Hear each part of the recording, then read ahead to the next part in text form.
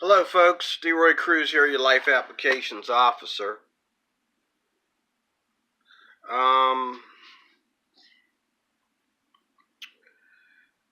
I guess I'll use this video to be like a notebook if I don't get it out right, and then I'll just do a better video.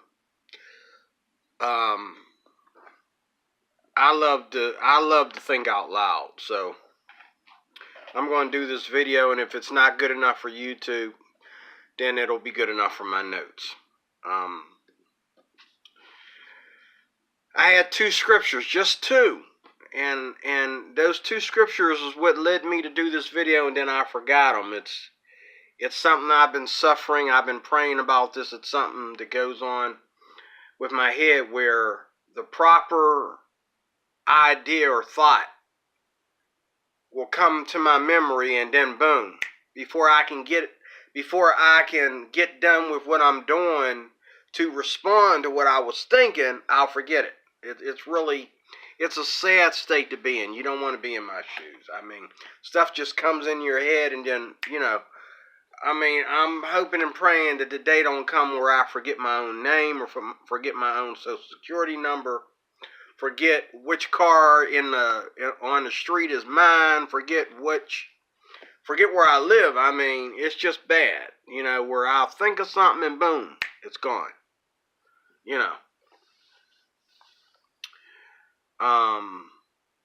But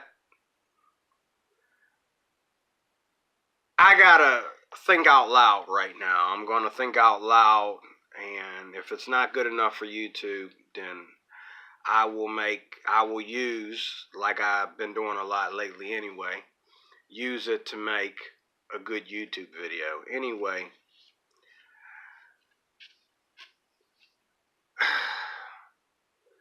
I don't watch a whole lot of television at all. I watch more YouTube. Then I read the paper, then I watch TV. Now, one thing for sure is that when I watch YouTube and I read the paper, they line up. A lot of stuff that's being said. Other stuff that's being said, like whether or not Michelle Obama was a tranny.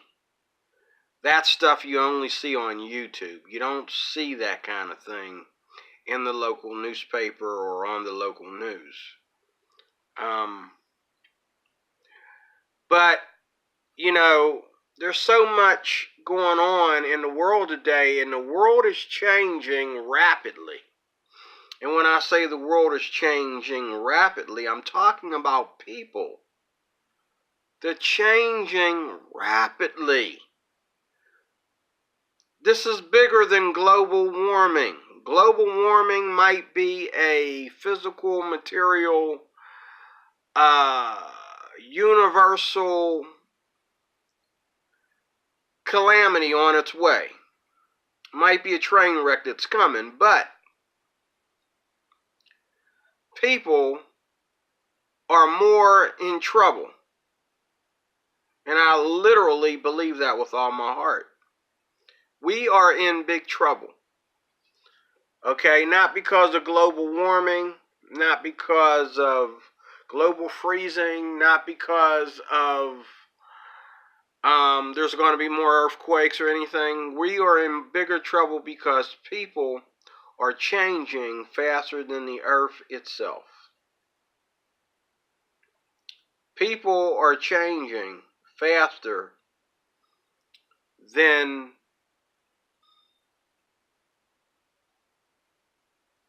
the years that they will spend here on this planet. In our culture today here in America, the man is becoming less of a being. The male, the alpha male, the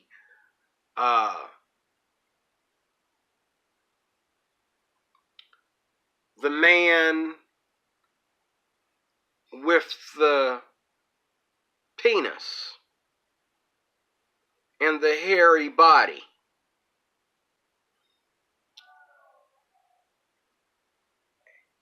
He's becoming everything but a man.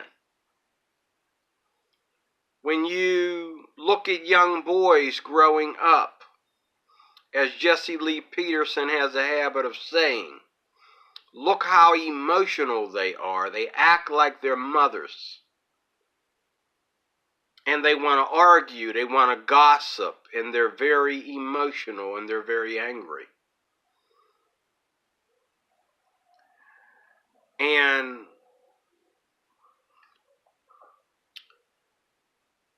in the book of Genesis,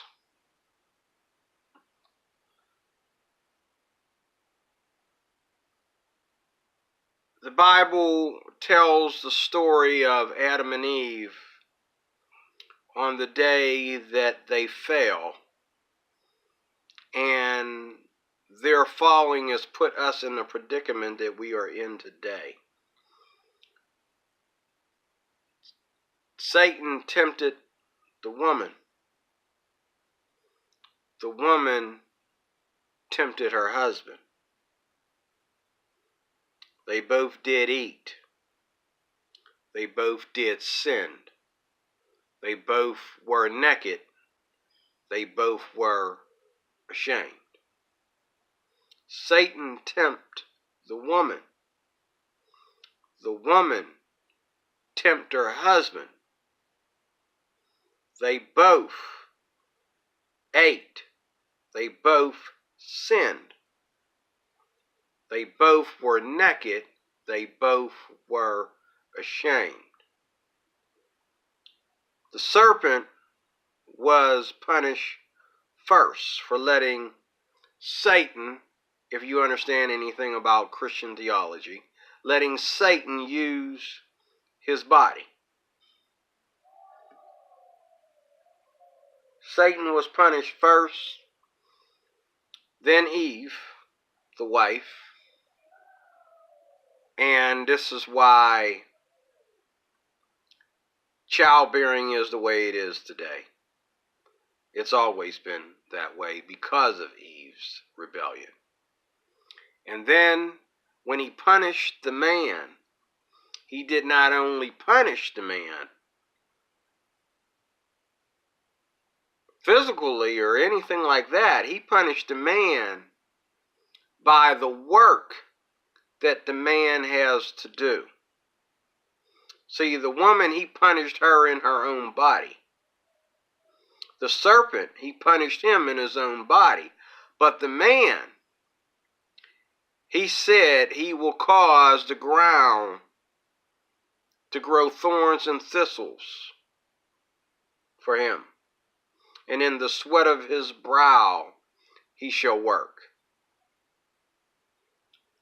So the man is given the task today of working hard to produce for his family and to produce for his power in government authority, and wherever it leads him, he has to work hard to the sweat of his brow in order to achieve anything.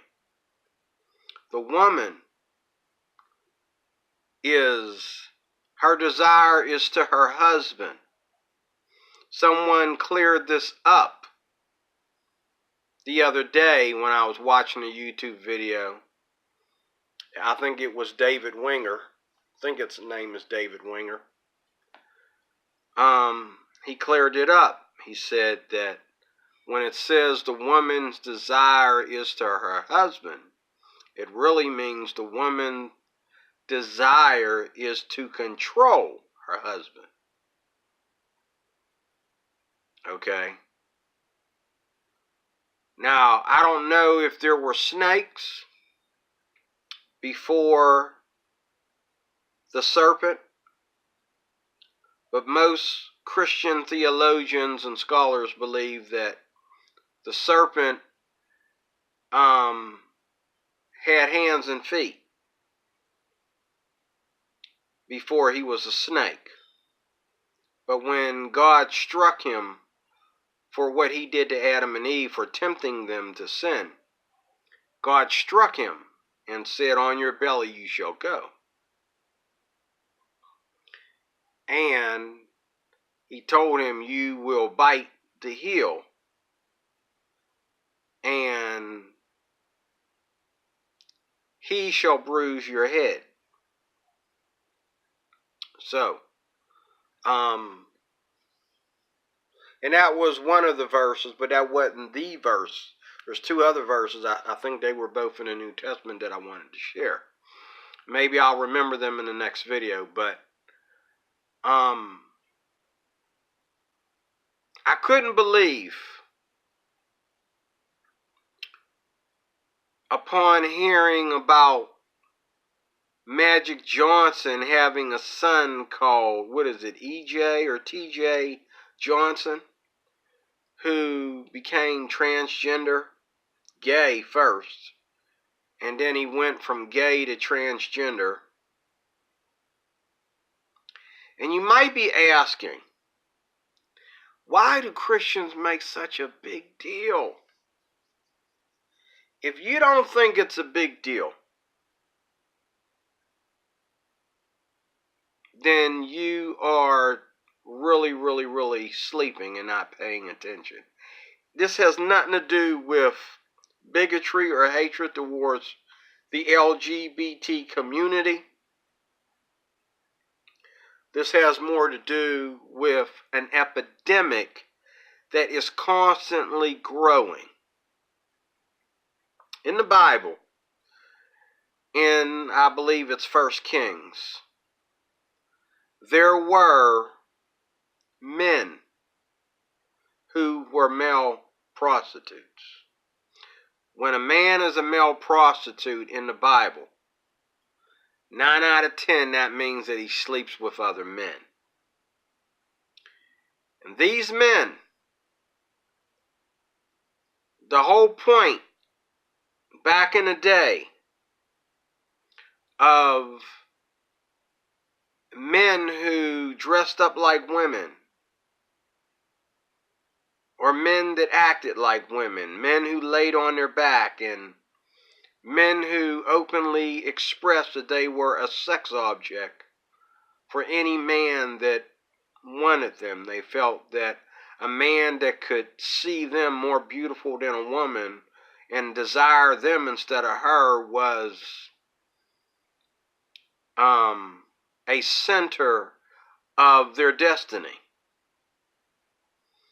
And most homosexuals look for that today. They look for men who, and it's very sad for a homosexual, had a guy sit across from me the other day, and I just looked at him because I knew there was something strange about him.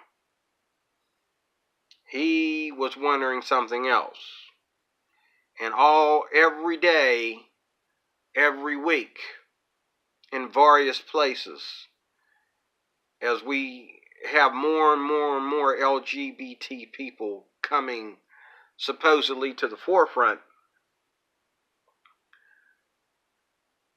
men are always testing. And the women, you never know that the women are lesbian. But you always know that a guy is gay. Let me say that again. You hardly ever know that a woman is lesbian unless she is transgender. But you always know a gay guy. He could be wearing a beard down to his belt. He could look like Phil Robertson. You would know he's gay. Find that very offensive. Okay? That you always know when a man is gay. Why do you know he's gay? Let me tell you something about these people in the Bible. This is one of the reasons why I'm just like everybody else, but I won't be like everybody else. Let me say that again. I am just like everybody else, but I refuse to be like everybody else. I'm just like everybody else. But I refuse to be like everybody else. That is why you cannot tell me about atheism. That is why you cannot tell me about the LGTB community or LGBTQ community and so on. Because I'm just like everybody else. But I refuse to put myself in the predicament that everybody else is in. I refuse to go down the same road and through the same gate that everybody is going through.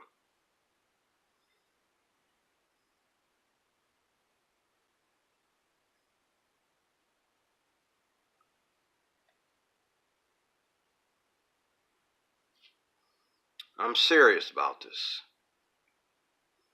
In the Bible, in the book of 1 Kings, the Bible talks about homosexuality all over the place. Most Christian theologians believe that when the book of Leviticus talks about the price of a harlot and the price of a dog, that they were talking about homosexuals. And we know that homosexuals, well, we know that dogs, scientists, biologists have already said that animals are gay. Where'd they get that from? A dog humping a male dog, or a monkey humping a male monkey. I've seen this at the zoo. A male monkey humping another male monkey. And so people use that to say that it's okay to be gay. But long before you went to saying this, the Bible already said that a harlot, or a homosexual, and a dog are synonymous. The Bible already said that before you started saying that we're all animals. And we're naturally, it's natural for us to be sexually sloppy and sexually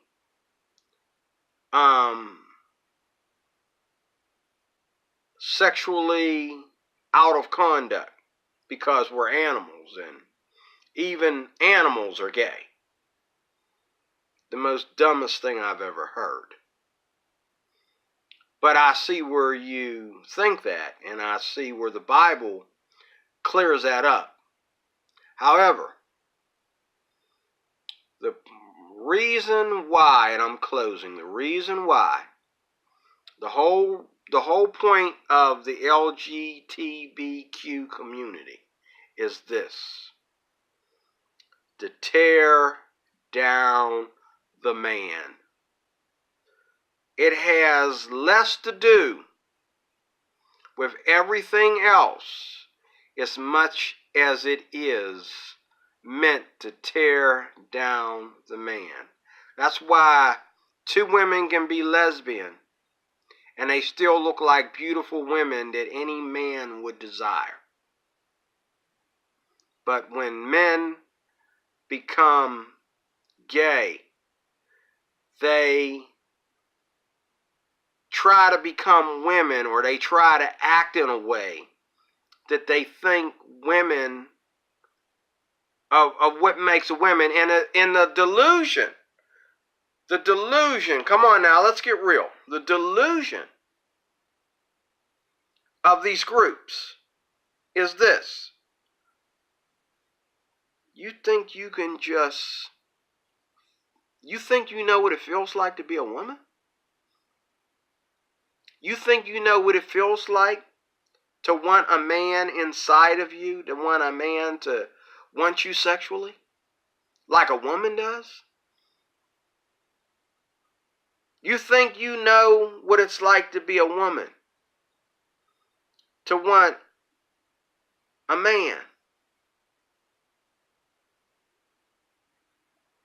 to want And what about all the other things that I'm not even qualified to mention because I'm not a woman? I'm not even qualified to mention it. I don't know what women go through in the workplace. I learned this from my ex-wife, that women are tired a lot faster and irritated a lot faster by what goes on at work faster than a man does. A man can go to work and come home and deal with kids better than a woman can. Even though women are always the ones that do it.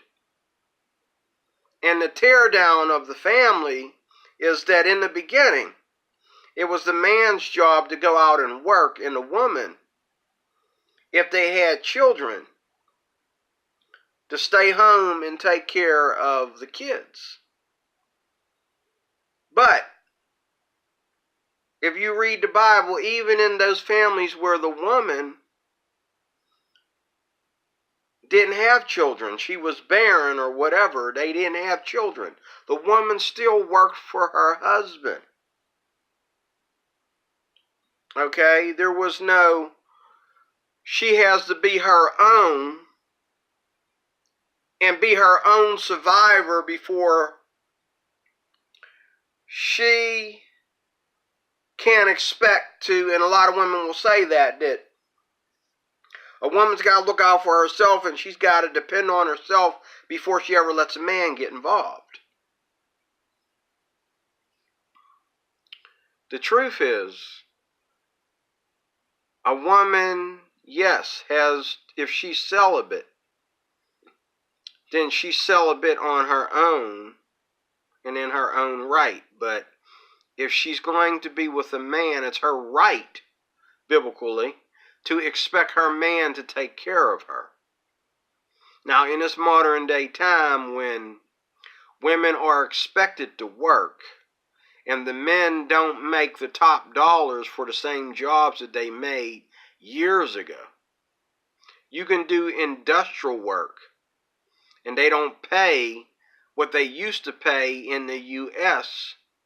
for that type of work anymore because they have to share it with overseas. But the truth of the matter is the woman expects the man to take care of her. You got these sugar babies, these sugar dolls, hooking up with these sugar daddies. And they get to stay home, okay, and stare at the guy cleaning the pool while their husband, okay, who's usually way much older than her on Viagra, is at work. Okay? Whereas the wife is out working. That is just totally wrong. You got these prostitutes. Basically, is what they are, these sluts who are living off of some old man's income while they got their eyes everywhere but on him.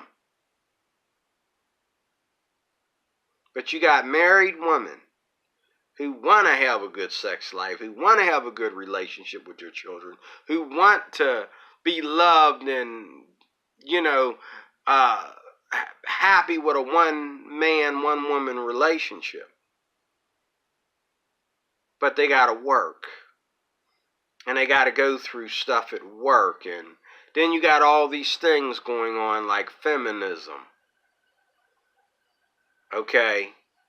That is there to ravish them of the beauty of what it is to be a woman. The beauty of being a woman is very, very, very much a part of the glory of man. The beauty, the glory of woman, okay, is the glory of man. What I mean by that is we do a whole lot of talking today about going to some woman to find out what a woman should look like and what a woman should smell like, and whether a woman should wear a weave or whether she should wear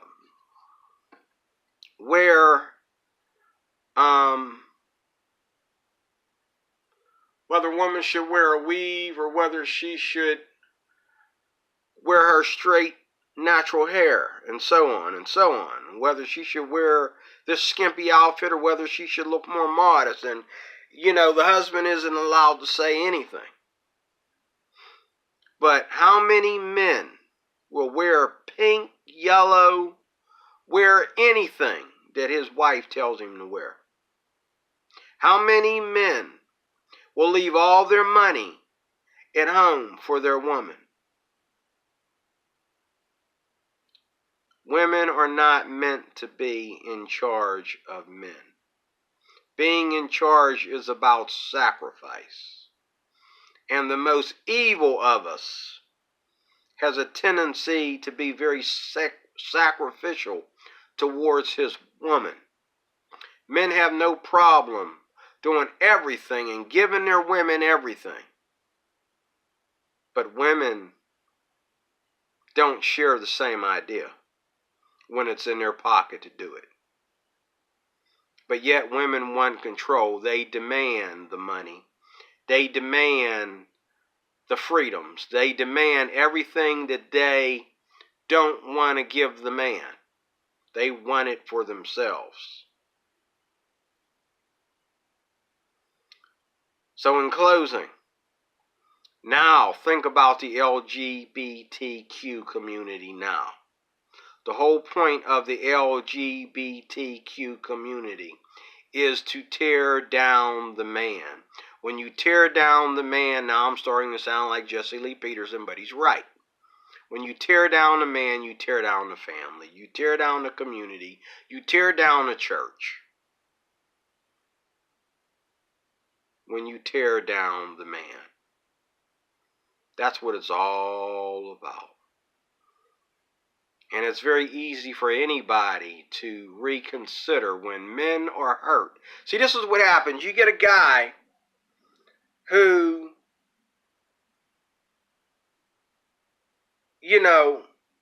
meets feminism.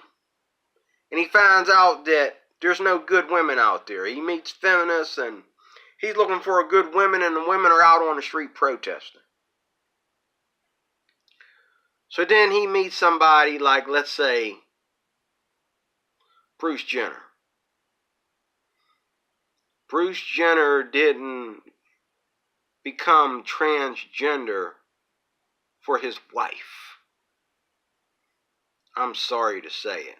He may love that woman with all his heart, but he did not become transgender for his wife. He did not become transgender because his wife wants him to be a woman. Or the only part of him that she cares about is his penis. But she wants him to have boobs like her. She wants him to have a body like her. This is what she wants to go to bed with every night. I don't think so. The whole point of Bruce Jenner is for men to understand, is for men to stop believing in real women. That is the point of Bruce Jenner. The point of T.J. Johnson is to get men to stop believing in real women. If you can just put on a skirt and wear stockings and wear boobs and give good head, who cares whether you got a penis dangling or not? Just like in the Bible days. Men dressing up as women. Why? Why? Why were they doing it? To tear down the man spiritually. To cause the man to fall for the pagan gods, the idols of their nation. And that is what we got going on right here in America today. We have the Baphomet religion. We have the religion of harlotry, fornication. It's a religion. And it is fornication and harlotry, the Baphomet religion, the whole thing. The whole thing is to get our minds off of what is spiritually right and focus on the physical.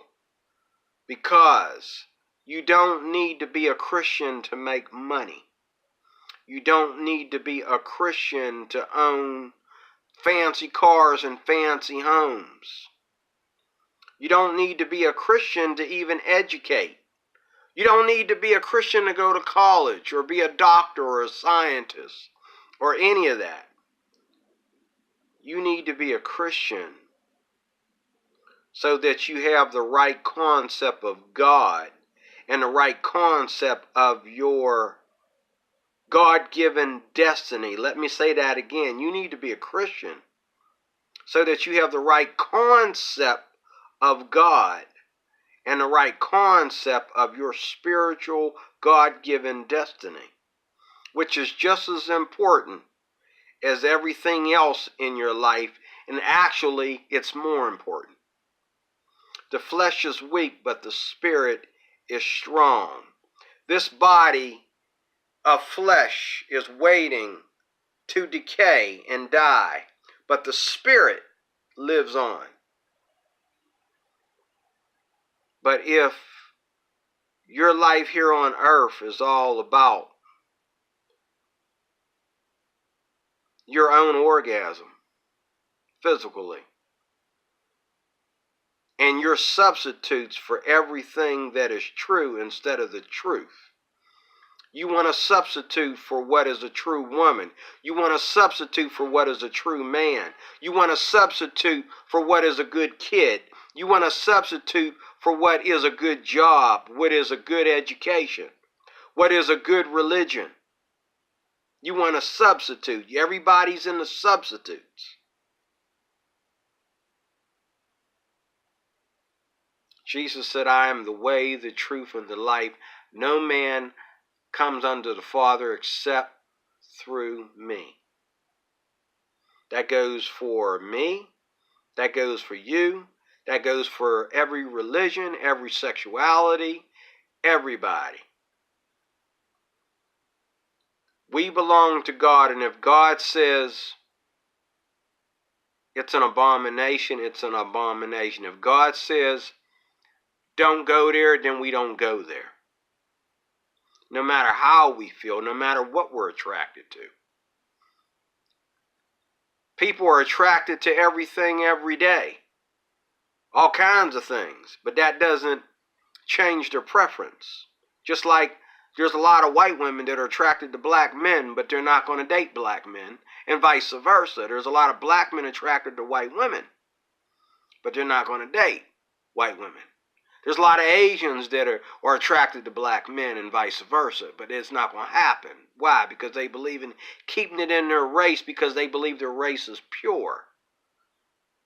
In which I don't believe in such nonsense. We stopped being pure when Adam and Eve sinned against God in the garden. Before their first son was a murderer, we stopped being pure. Before Genesis chapter 6, where there was rape and violence all over the land, we stopped being pure. Long before that. There is no pure race, but there is a pure people of God. There is no pure race, but there is a pure people of God. And if you are the people of God, you keep your body under subjection. Why? Because you have to live on this earth.